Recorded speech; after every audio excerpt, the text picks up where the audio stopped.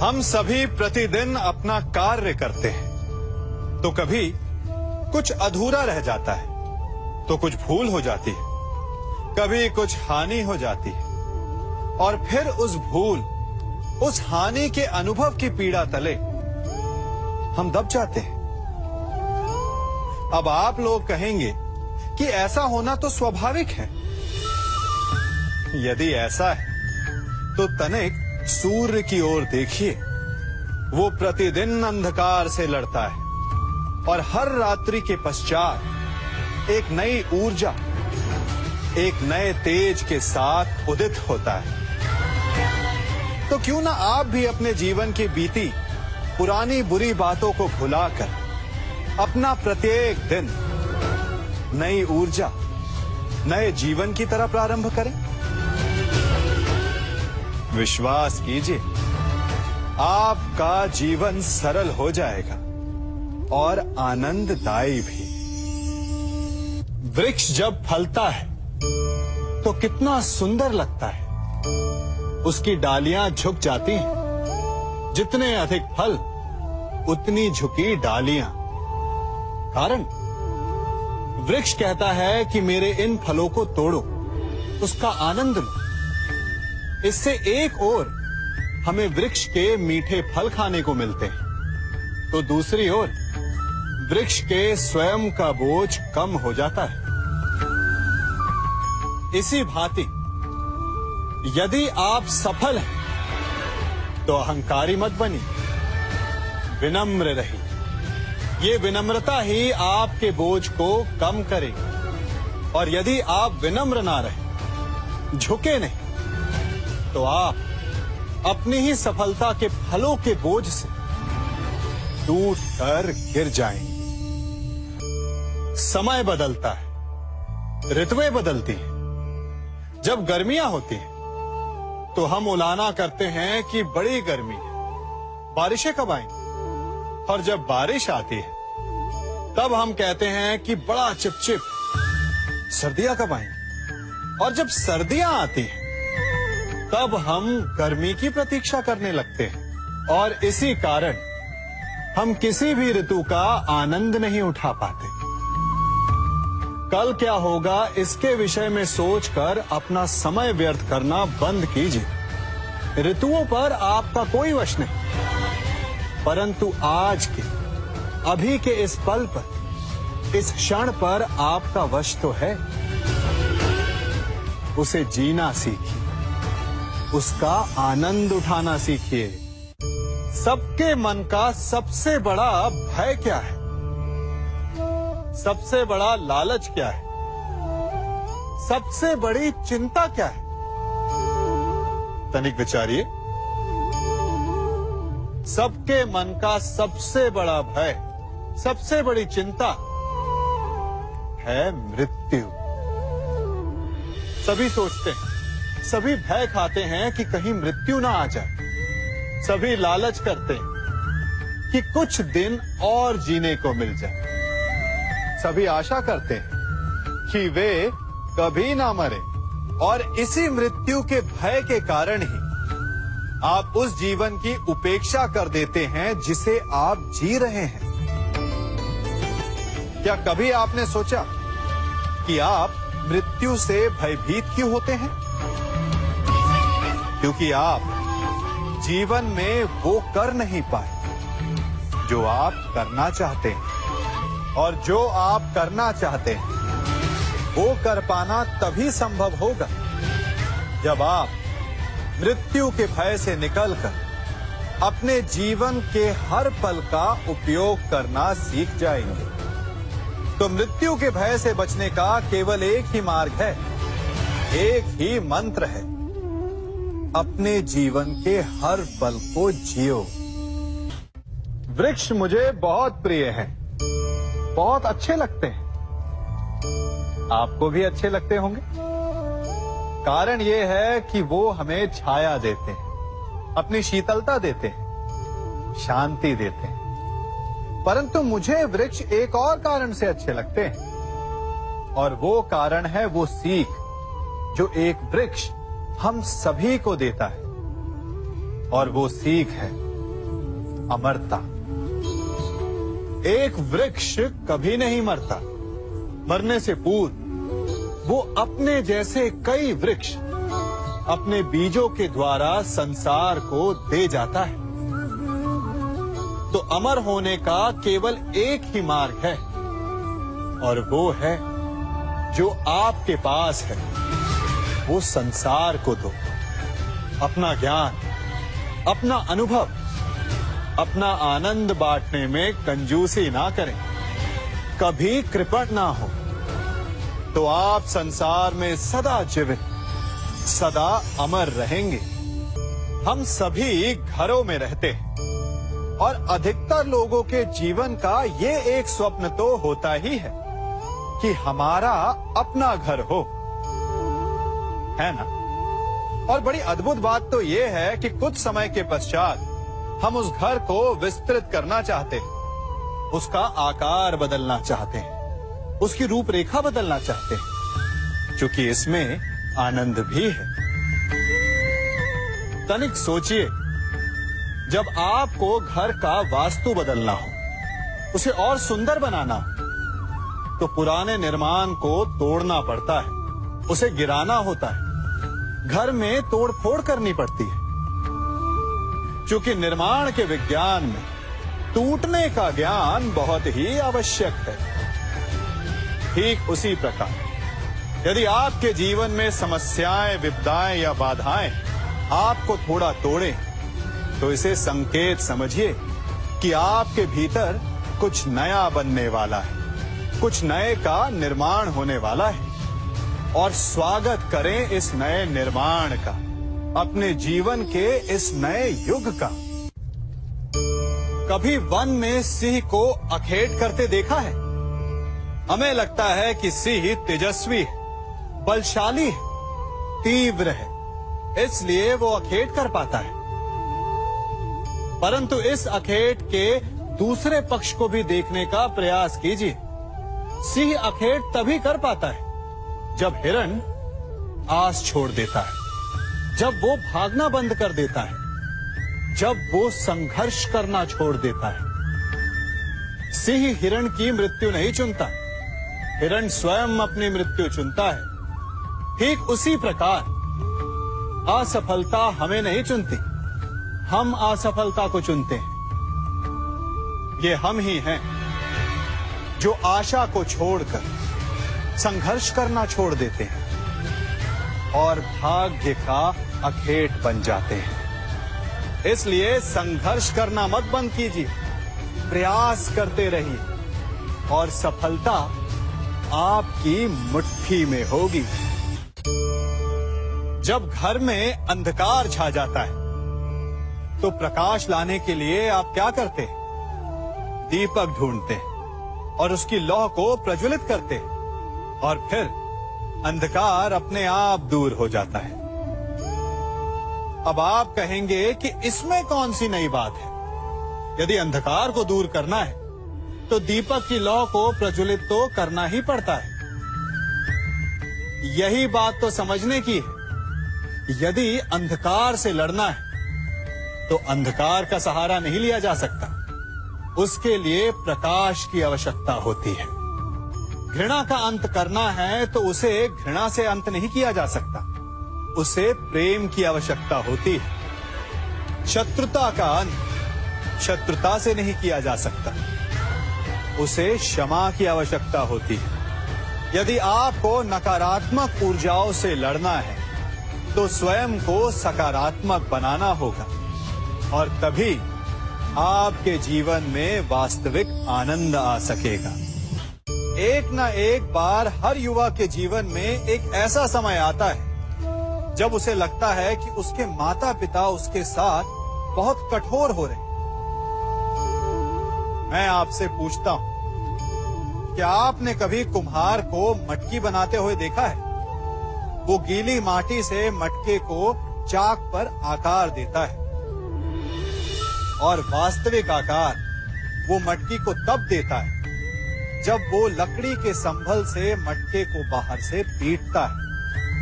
हम सभी उस कुम्हार को मटके को पीटते हुए देखते हैं, परंतु उस कुम्हार के उस हाथ को नहीं देखते जो मटके को भीतर से बाहर की मार से सहारा दे रहा है। हमारे माता पिता भी ऐसे ही होते हैं। अपनी संतान के भले के लिए, उसके भविष्य को आकार देने के लिए कभी कभी वो कठोरता को भी अपनाते हैं। आप केवल उनकी कठोरता को मत देखिए, उस संभल को भी देखिए जिसने आपको भीतर तक से संभाल कर रखा है। आप जानते हैं कि मैं क्या कर रहा हूं? मैं प्रतीक्षा कर रहा हूं कि कब इस वृक्ष पर फल लगेंगे और मैं उन मीठे फलों के रस को चख पाऊंगा। हंसी आ गई ना आपको? आप भी सोच रहे होंगे कि भला कौन सा मूर्ख बबूल के पेड़ को बोकर आम खाने की इच्छा रखता है। यदि कांटे बोए हैं तो फल नहीं, कांटे ही मिलेंगे।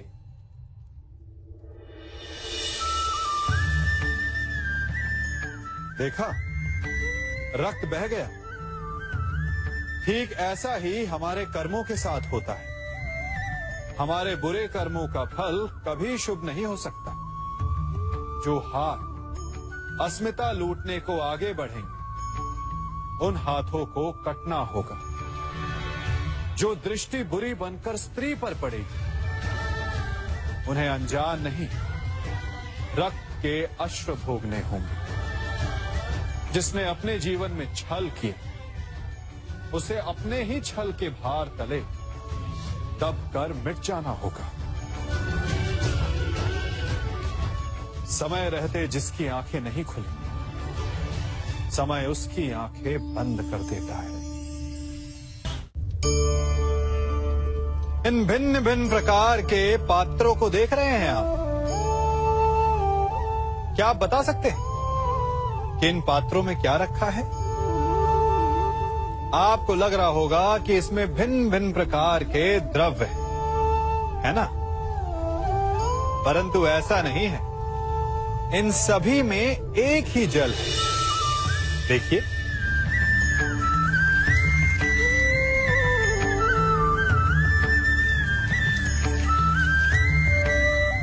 परंतु ये भिन्न भिन्न लगते हैं क्योंकि जिसमें ये जल रखा है उसके रंग को परिभाषित करता है। अब यूं समझिए कि इस पात्र में रखा जल हम हैं और ये पात्र वो संगति है जिसमें हम रहते हैं। हमारी संगति के गुण धर्म हमें, हमारे व्यक्तित्व को, हमारे संप्रेषण को बहुत प्रभावित करते हैं। इसलिए अपनी संगति पर जिनके साथ रह रहे हैं उन्हें चुनने में सावधानी बरतें, क्योंकि जल को अपना पात्र चुनने का अधिकार नहीं है, किंतु हमें अपनी संगति चुनने का अधिकार अवश्य है। हम सभी के जीवन के लिए मित्रता बड़ी महत्वपूर्ण है। हम सभी अपने जीवन में अपने अपने मित्र चुनते हैं। मित्र वो होता है जिसके साथ रहने में, जिसके साथ समय बिताने में आनंद मिले। किंतु क्या मित्रता का अर्थ केवल इतना ही है? मित्रता होनी चाहिए जल और दूध की भांति।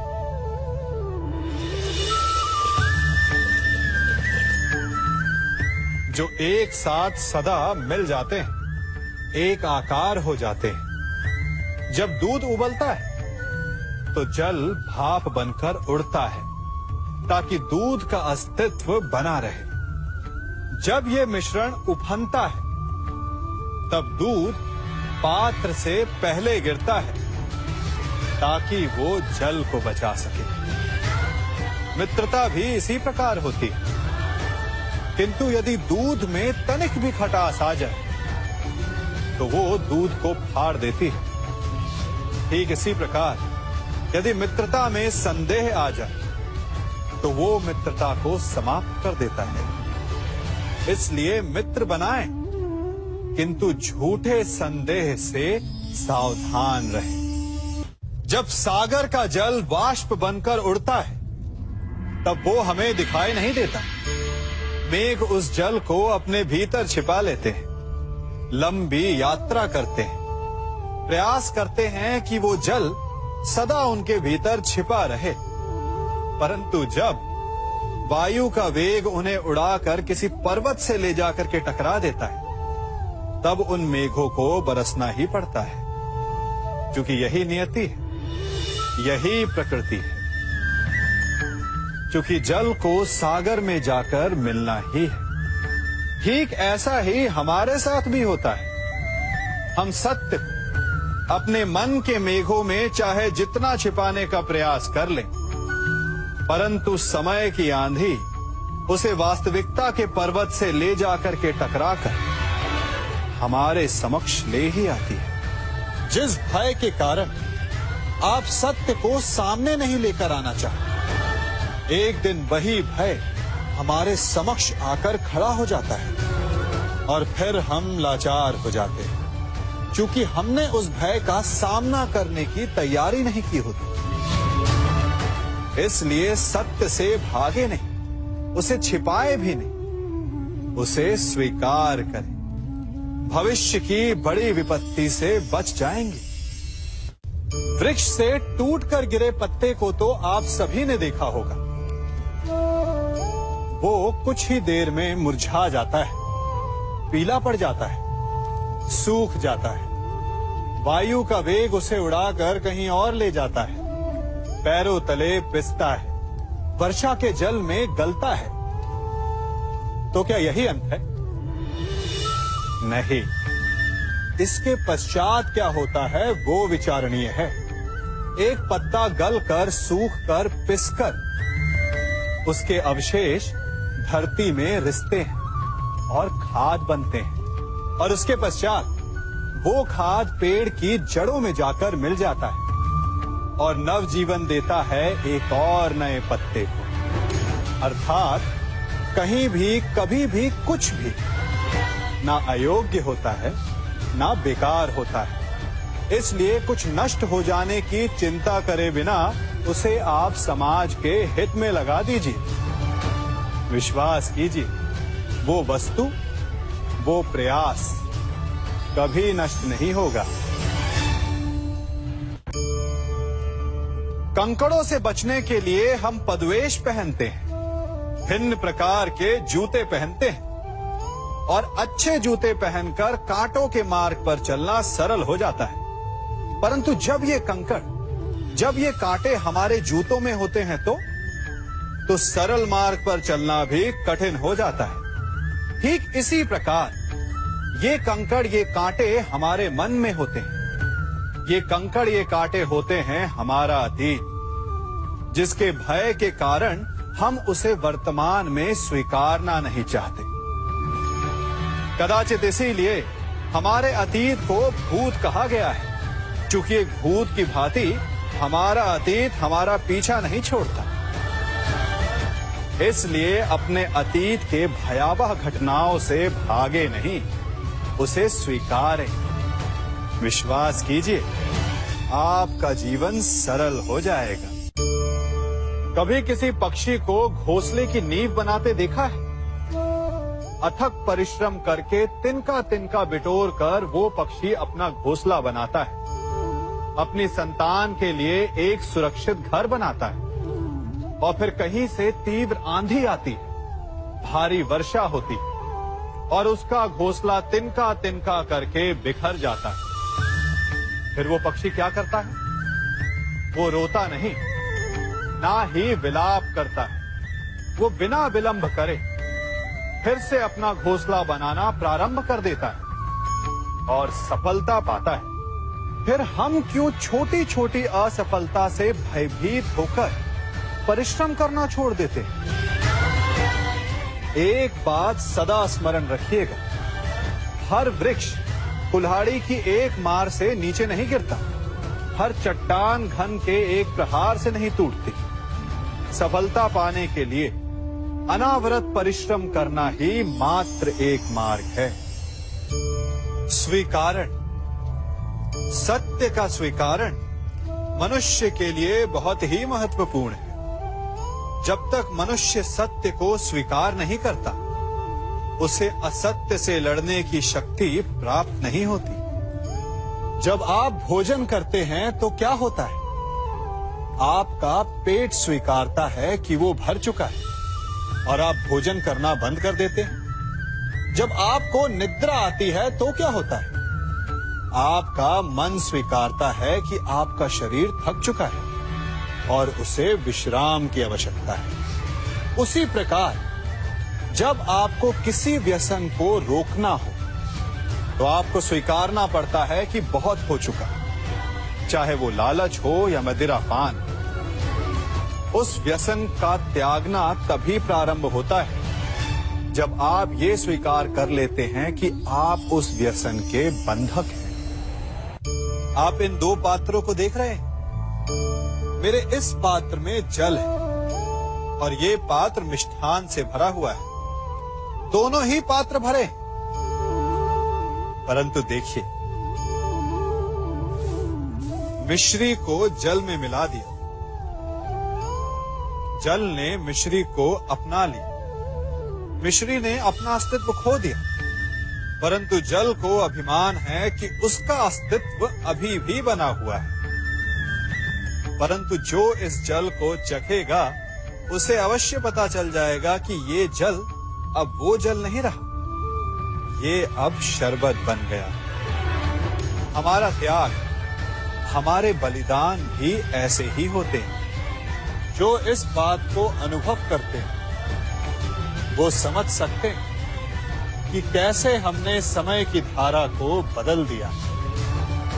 जो बलिदान देते हैं उनका अस्तित्व कभी नष्ट नहीं होता, अपितु उनका बलिदान संसार में कुछ ना कुछ परिवर्तन अवश्य लाता है। हम सभी कभी ना कभी, कहीं ना कहीं अपने जीवन में यात्रा अवश्य करते हैं। हमारी यात्रा में कभी पक्के रास्ते आते हैं तो कभी कच्चे रास्ते। पक्के रास्ते मनुष्य बनाता है और कच्चे रास्ते जानते हैं कैसे बनते हैं? चलते चलते बन जाते हैं। जब लोग एक स्थान से जाते हैं तो पैरों के दबाव से नीचे की घास कुचल जाती है। बार बार उस मार्ग से जाने से धीरे धीरे मार्ग स्वतः ही बन जाता है। और यही जीवन है, यही नियति है। जब आपके जीवन में आपको मार्ग ना मिले तो रुकिए नहीं, आगे बढ़ते रहिए और आपके पैरों के दबाव से मार्ग स्वतः ही बन जाएगा। हम सभी अपने जीवन में सफलता चाहते हैं, है ना? उसके लिए हम रात दिन परिश्रम करते हैं, कड़ी मेहनत करते हैं, परंतु फिर भी असफल हो जाते हैं। परंतु ऐसा क्यों होता है? कभी सोचा आप सबने? क्योंकि सफलता पाने का मंत्र बड़ा कठिन नहीं, बड़ा सरल है। उचित विचार, उचित समय, उचित स्थान पर उचित प्रहार। जब आपके विचार, समय, स्थान और प्रहार यानी परिश्रम उचित हैं, तो सफलता आप ही को मिलेगी। जिस प्रकार एक लोहार लोहे से कुछ बनाते समय उस लोहे के सही ताप तक के आने की प्रतीक्षा करता है और समय आने पर उचित स्थान पर पर्याप्त बल से प्रहार करता है और लोहा आकार ले लेता है, ठीक उसी प्रकार आपकी सफलता भी आकार लेती है। हम सभी को अपने जीवन में कभी ना कभी निराशा मिलती है, असफलता मिलती है और अधिकतर लोग इसके पश्चात भाग्य का रोना लेकर बैठ जाते हैं। कुछ कहते हैं कि जिस स्थान पर मैं हूं उससे कई ऊंचे स्थान पर होने के योग्य था, परंतु नहीं जा पाया। किसी को पीड़ा है कि उसे जो मिलना चाहिए था वो उसे नहीं मिला, भाग्य ही बुरा था। भाग्य क्या होता है? भाग्य वन में खिला पुष्प देवताओं को चढ़ाया जाएगा, या किसी सुंदरी के वेणी में वो सजेगा, या फिर उसे कुचल कर उत्पाद बना दिया जाएगा। ये सब एक पुष्प के नियंत्रण में नहीं होता, परंतु जब तक उस पुष्प का अस्तित्व है, सुगंध बिखेरना उसके वश में अवश्य है। परंतु भाग्य हमारे वश में नहीं, और जो हमारे वश में नहीं उसके लिए दुखी होने से क्या होगा। कर्म पर वश है, वो कीजिए और धीरे धीरे भाग्य आपके वश में आ जाएगा, क्योंकि कर्म ही प्रधान है।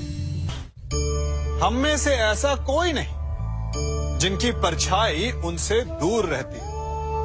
हमारी परछाई सदैव हमारे साथ रहती है। कदाचित हमारी परछाई हमारे कर्मों के फलों का संकेत है। कदाचित इसी कारण कई बार हमें अपनी परछाई से भय भी लगता है, परंतु इस भय से निवारण पाने का एक साधन अवश्य है। वो है सूर्य की ओर मुख करना या किसी प्रकाश के स्रोत की ओर मुख करना, क्योंकि तब हमें हमारी परछाई दिखाई नहीं देती। यदि इसे जीवन के संदर्भ में देखें तो ये प्रकाश का स्रोत शुभ कर्मों की चेतना है। यदि आपके मन में शुभ कर्म करने की इच्छा है तो आपको कभी भी अपने कर्मों के फल का भय नहीं होगा, क्योंकि यदि आपका मन शुद्ध होगा तो आपके कर्म शुद्ध होंगे और शुद्ध कर्मों का फल कभी अशुद्ध नहीं हो सकता। आज मैं आप सबको एक कथा सुनाता हूं। एक दिन प्रातः एक व्यापारी अपने घर से निकला। घर से निकलते ही एक बिल्ली ने उस व्यापारी का मार्ग काट दिया। व्यापारी घबरा गया। वो फिर से घर लौट गया और शुभ घड़ी की प्रतीक्षा करने लगा। और जब वो पुनः अपने घर से निकला तब वो वाहन जा चुका था जिससे राजा तक पहुंचकर उसे भेंट देनी थी। राजा को भेंट नहीं मिली। राजा क्रोधित हो गए। राजा ने उस व्यापारी का व्यापार बंद करवा दिया। इस कारण व्यापारी क्रोधित होकर घर पर अपनी पत्नी से लड़ बैठा। पत्नी अपने बच्चों समेत मैके वापस चली गई और उस व्यापारी के जीवन में यदि कुछ रह गया था तो केवल अंधकार। और इन सब का कारण वो उस बिल्ली को मानता रहा जिसने उसका मार्ग काटा था। ऐसा ही एक दूसरा व्यापारी राजा को भेंट देने निकला और उस व्यापारी का मार्ग भी एक बिल्ली ने काट दिया। वो व्यापारी तनिक घबराया, परंतु उसने आगे बढ़ना अधिक उचित समझा। राजा तक वो समय पर पहुंचा। उसने राजा को भेंट की। राजा प्रसन्न हुए और राजा ने व्यापारी को अपना व्यापार बढ़ाने की अनुमति दी, स्वर्ण आभूषण दी। जब व्यापारी घर पर पहुंचा तो पत्नी को आभूषण और अपने बच्चों को देने के लिए वस्त्र थे उसके पास। हर ओर प्रसन्नता थी। समझ रहे हैं ना? दोनों के साथ एक ही प्रकार की घटना हुई, परंतु दोनों की प्रतिक्रिया भिन्न थी। ऐसा ही हमारा जीवन भी है। हमारे जीवन में प्रारब्ध का अपना स्थान है, परंतु उससे कई अधिक महत्वपूर्ण हमारी प्रतिक्रिया, हमारे सोच का प्रभाव है, क्योंकि यही हमारे जीवन को आकार देते हैं। इसलिए अपनी सोच को सकारात्मक रखिए। आपका जीवन सदैव आनंदमय रहेगा। कभी किसी सुरंग से बाहर निकले हैं आप? कैसा ना भूल पाने वाला अनुभव होता है ना? कितना भयावह अनुभव होता है। मानो हर पल ऐसा लग रहा होता है कि यदि इस सुरंग में बंद हो गए तो क्या होगा? कैसे निकलेंगे इस सुरंग से? सर्वत्र अंधकार होता है। परंतु यदि आप ध्यान से उस सुरंग के मुखाने पर देखें तो वहां सदा प्रकाश होता है और उस प्रकाश तक वही पहुंच पाता है जो सुरंग की छोर तक पहुंच पाए। और ऐसा ही हमारा जीवन भी है। इसी प्रकार कई बार हम स्वयं को निराशा की सुरंग में पाते हैं, जहां बाहर जाने का मार्ग नहीं सूझता। मानो जैसे जीवन आनंद सब समाप्त हो जाएगा। परंतु ऐसी परिस्थिति में ठीक उस सुरंग की भांति इस निराशा को समाप्त करने वाला आशा का प्रकाश उसे ही मिलता है जो निरंतर आगे बढ़ता रहे। यदि आपके जीवन में कभी भी निराशा आए, कोई भी समस्या आए, तो उसका समाधान है निरंतर प्रयत्न करते रहना। प्रयत्न करते रहिए, आपको सफलता अवश्य मिलेगी। कभी आप ब्रह्म मुहूर्त में जगे, जगकर देखिए, संध्या होने के पश्चात जब रात्रि का अंधकार सारे संसार को धीरे धीरे अपने अंधकार में निगलने लगता है, तो यही अंधकार ब्रह्म मुहूर्त में भोर होने से ठीक पूर्व तनिक अधिक काला हो जाता है। कुछ समझे? हमारा जीवन भी कुछ ऐसा ही होता है। जब हमारे जीवन की समस्याएं अपने अंत पर होती है, तो यही समस्याएं एक भीषण रूप लेकर हमारे समक्ष प्रस्तुत हो जाती है और ऐसे परिस्थिति में अधिकतर लोग हार मान जाते हैं, भय खा जाते हैं। परंतु यदि आप हार न माने, भय न खाएं, दृढ़ रहें, निरंतर आगे बढ़ते रहें, तो प्रकाश के रूप में हमारा स्वागत करने के लिए सूर्य उदय सदा हमारे समक्ष प्रस्तुत रहेगा। आपने बरगद के वृक्ष को देखा है? जितना विशाल उतना दृढ़। पतझड़ में वो सूख जाते हैं, परंतु दुर्बल नहीं होते, टूटकर गिरते नहीं। और उसके विपरीत दलदल में उपजे वृक्षों को देखिए, वो दिखने में तो बड़े होते हैं, पतझड़ आए या शीत सदा हरे भरे होते हैं, परंतु इतने दुर्बल होते हैं कि जल धारा के हल्के से वेग से वो गिर जाते हैं। परंतु ऐसा क्यों होता है? कारण है जड़ें। जिसकी जड़ें दृढ़ भूमि में है, वो हर चक्रवात, हर ऋतुओं को सह लेता है, और जिसकी जड़ें दलदल में है, वो स्वयं की जड़ों को दुर्बल बना लेता है। कुछ ऐसा ही मनुष्य भी होता है, जो अधर्म, कुकर्म और असत्य की धरा पर उपजा है। वो समय की एक मार भी नहीं सह पाता, और जो मनुष्य सत्य, धर्म की धरा पर उपजा है, वो हर समस्या से अविचलित हो जाता है। अब आप पर निर्भर करता है कि आप क्या बनना चाहते हैं। हमारे जीवन में मित्र और शत्रु बड़ा महत्व रखते हैं। यदि गंभीरता से सोचा जाए तो ऐसा कोई क्षण नहीं जब हम अपने मित्रों के बारे में ना सोचते हो या फिर अपने शत्रुओं के बारे में। हमारा हर कार्य या तो हमारे मित्रों के हित के लिए होता है या फिर हमारे शत्रुओं के अहित के लिए। हम हर स्थान या तो अपने मित्रों के साथ होते हैं या फिर अपने शत्रुओं के साथ। कोई नहीं चाहता कि उनका शत्रु प्रसन्न रहे। हर कोई अपने शत्रु को नष्ट कर देना चाहता है, और ऐसा करने के लिए वो हर संभव प्रयास करता है। उसे आर्थिक, मानसिक और शारीरिक हानि पहुंचाने का प्रयास करता है।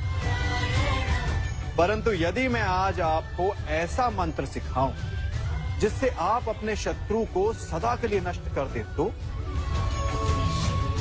और वो मंत्र है मित्र बनाना। अपने सभी शत्रुओं को अपना मित्र बना लीजिए और आपके सारे शत्रु स्वतः ही समाप्त हो जाएंगे। मैं क्या कर रहा हूं? मैं दिए प्रज्वलित कर रहा हूं ताकि अंधकार को मिटा सकूं। अब आप कहेंगे कि इसमें कौन सी बड़ी बात है ना? परंतु इसमें महत्वपूर्ण बात समझने के लिए यह है कि मैं क्या नहीं कर रहा हूं, और मैं अंधकार नहीं कर रहा हूं। क्योंकि अंधकार को मिटाने के लिए प्रकाश का अस्त्र तो उठाना ही पड़ता है। बुराई को बुराई से नहीं, अच्छाई से जीता जाता है। अन्याय को अन्याय से नहीं, न्याय से लड़ा जाता है। क्रोध को क्रोध से नहीं, क्षमा का साथ लेना होता है। ठीक उसी प्रकार एक लोहा लोहे को काटता है, परंतु एक ठंडा लोहा ही गर्म लोहे को काट सकता है। इसलिए यदि आपको अपने जीवन में विजयी होना है तो अपने शस्त्रों को, अपने अस्त्रों को सोच समझ कर उठाइए, क्योंकि एक अनुचित सोच परिणाम पर भारी प्रभाव डाल सकती है। आप सब सोच रहे होंगे कि ये क्या मैं करने लगा। मैं इस पौधे को जड़ से उखाड़ रहा हूं। आश्चर्य हो रहा है ना कि एक पौधे को उखाड़ना या काटना ना केवल एक अपराध है अपितु पाप भी है। तो फिर मुझे ऐसा करने की क्या आवश्यकता पड़ गई? क्योंकि कई बार विनाश ही सृजन तक पहुंचाता है। यदि नया भवन बनाना हो तो पुराने भवन को गिराना पड़ता है। व्यवस्था को परिवर्तित करने के लिए क्रांति लानी पड़ती है। और उसी प्रकार यदि किसी वृक्ष या किसी पौधे की जड़ों में घुन लग जाए या उसका मूल सड़ जाए तो उसे जड़ से उखाड़ देना ही श्रेयस्कर होता है, ताकि उस स्थल पर नए पौधे उपज सके। युद्ध करना पर्याय नहीं, परंतु कभी कभी शांति के लिए युद्ध करना आवश्यक हो जाता है। संसार में सबसे श्रेष्ठ क्या है? फूल या कांटे, प्रेम या घृणा, संपन्नता या दरिद्रता, मित्र या शत्रु? बताइए। अब आप भी कहेंगे कि भला ये कोई पूछने की बात हुई? अवश्य, फूल, प्रेम, संपन्नता और मित्र ही श्रेष्ठ है। परंतु क्या आपने अपने जीवन में कभी सोचा है कि हर एक भाव, हर एक वस्तु, हर एक घटना का एक गुण धर्म होता है?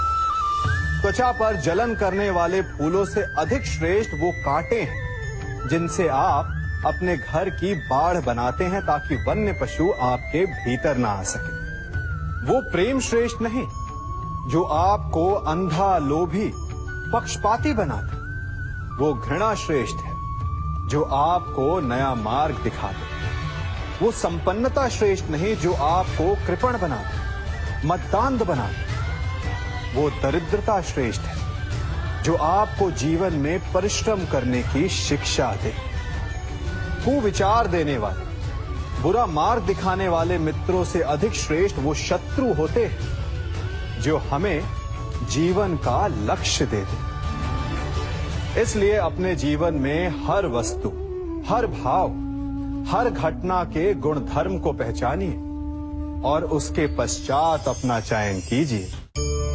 स्वर्ण, हम सभी को अपने जीवन में स्वर्ण से कभी ना कभी कुछ ना कुछ थोड़ा या अधिक मोह होता ही है ना?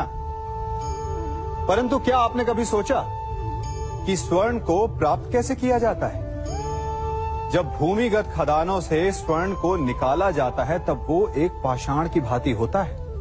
ऐसा पाषाण जिससे आप किसी को भी मार सकते हैं, परंतु उसे आभूषण के रूप में स्वयं के शरीर पर धारण नहीं कर सकते। यदि उसे आभूषण बनाना है तो उसे लंबी यात्राएं करनी होती है। उस पाषाण को पिघलना होता है। सुनार के हथौड़ी की अनेकों चोटें खानी पड़ती है। फिर काट छाट और उसके पश्चात जाकर वो ऐसा आभूषण बनता है जो हमें वर्षों तक, सदियों तक लुभाता रहता है। इसलिए यदि आपको समय पर विजय पानी है तो स्वयं के निर्माण पर समय देना होगा। हम सभी सुनते आए हैं कि जो वीर होता है, साहसी होता है, शौर्यवान होता है, उसके समक्ष सारा संसार झुकता है। वीर भोग्य वसुंधर। परंतु वीरता है क्या? शौर्य क्या है? साहस क्या है? साहस युद्ध नहीं, वीरता विजय नहीं, शौर्य कभी ना गिरना नहीं, साहस किसी चुनौती के समक्ष खड़े होने का भाव है, तो वीरता उस चुनौती को उत्तर देने के लिए पूर्ण परिश्रम लगा देना है। और शौर्य का अर्थ है गिरकर फिर से उठने का साहस रखना, बार बार प्रहार करके वीरता दिखाना, निरंतर प्रयास करते रहना, निरंतर परिश्रम करते रहना। इसलिए विजयी होने से अधिक महत्वपूर्ण है शौर्यवान होना, क्योंकि जो शौर्यवान है उसे विजय मिलना निश्चित है। हम सभी बचपन से ये सुनते आए हैं कि अच्छे मित्र हमारे जीवन को पूर्णतः परिवर्तित कर सकते हैं, है ना? अच्छे मित्र, परंतु कौन? जिनसे आप प्रश्न पूछें और वो मित्र बिना किसी पक्षपात के, भय रहित होकर, बिना किसी लालच के आपको उचित उत्तर दे। परंतु सबके समक्ष ये समस्या आ जाती है कि आज के समय में ऐसे मित्र मिलना दुर्लभ है, वो तो होते ही नहीं। परंतु मैं आपको एक बात बताता हूं, हम सब के पास एक ऐसा मित्र होता है, बस हम उसे पहचान ही नहीं पाते। वो है दर्पण। दर्पण के समक्ष खड़े होकर आप स्वयं से पूछिए कि यदि आज आपका अंतिम दिन होता तो क्या आप वही करते जो आप कर रहे थे? आपको उत्तर मिले या ना मिले, परंतु आपकी दिशा अवश्य बदलेगी। इसलिए आपसे अतिरिक्त आपका सबसे घनिष्ठ मित्र, सबसे अच्छा मित्र और कोई नहीं। हम सभी अपने जीवन में कोई ना कोई कार्य करते हैं। कार्य करते हैं तो थकान की अनुभूति होती है, और यदि थकान ना उतरे तो कार्य करने का मन नहीं करता। हम आशा करते हैं कि कदाचित एक दिन में 24 के स्थान पर 26 घंटे होते तो आराम करने के लिए हमें और अधिक समय मिल जाता। हमें ऐसा अनुभव होता है कि हम बहुत अधिक कार्य कर रहे हैं, है ना? परंतु क्या आपने कभी सोचा है कि जो लोग संसार में सफल हैं, उनके पास भी सफल होने के लिए दिन में केवल 24 घंटे थे, तो फिर वो सफल क्यों है? इसका एक छोटा सा रहस्य है। वो कार्य चुनते हैं जो उन्हें प्रिय है, जिसे करने में उन्हें आनंद आता है। उन्हें लगता ही नहीं कि वो कार्य कर रहे हैं, उन्हें लगता है कि वो प्रतिपल आनंद मना रहे। और जब आप आनंद मनाते हो तो थकान कैसी? इसलिए यदि आप जीवन में कोई भी कार्य करें तो वो आपके मन को भाना चाहिए, या जो कार्य आप कर रहे हैं उसे अपने मन को भा देने दो। सफलता आपको मिलेगी। हमारा शरीर प्रकृति का एक महान आविष्कार है। इससे जटिल संरचना संसार में और कोई नहीं। हमारा शरीर जितना जटिल है, यदि इसे ठीक से जाना जाए तो इससे अधिक सरल ज्ञान देने वाला और कोई नहीं। हमारे शरीर में 5 इंद्रियां होती हैं जो हमें भाव, गुण और वस्तुओं का बोध कराती हैं। हमारे पास आंखें हैं, नाक है, स्पर्श के लिए त्वचा है, कान है और जीभा है। सबका भिन्न भिन्न कार्य है। आंखों से देखना, कानों से सुनना, नथनों से श्वास लेना, त्वचा से स्पर्श करना और जीभा से स्वाद लेना। परंतु क्या आपने कभी सोचा कि प्रकृति ने हमें 2 आंखें दी, 2 नथुएं दी, 2 कान दी, स्पर्श के लिए ये पूरा शरीर दिया, परंतु जीभा केवल 1 दी? ऐसा क्यों? क्योंकि प्रकृति चाहती है कि हम देखें अधिक, सुने अधिक और ज्ञान अधिक अर्जित करें, बोले कम। क्योंकि अधिक वाचाल नाश को निमंत्रण देता है। स्मरण रखिएगा, सागर तो आप सभी ने देखा होगा, बाहर से कितना उन्मुक्त और भीतर से कितना शांत। उसकी बलशाली लहरों को देखकर ऐसा लगता है कि मानो वो सब कुछ चूर चूर कर देगी, परंतु उसके गर्भ में ना जाने कितने अनदेखे अनजान जीव पलते हैं। उसके भीतर मोती मुक्ता जन्म लेता है। सागर एक है, परंतु उस सागर को लेकर के हमारी प्रकृति भिन्न भिन्न होती है। कोई उसमें तैरता है तो कोई उसकी लहरों का आस्वादन करता है, कोई उसमें अपने पांव भिगोता है तो कोई उसके भीतर जाकर मोती मुक्ता बाहर ले आता है, तो कोई तट पर बैठकर सागर की लहरों को निहारता है, कोई उसमें जीवन का आरंभ देखता है तो कोई उसमें अपने जीवन का अंत देखता है।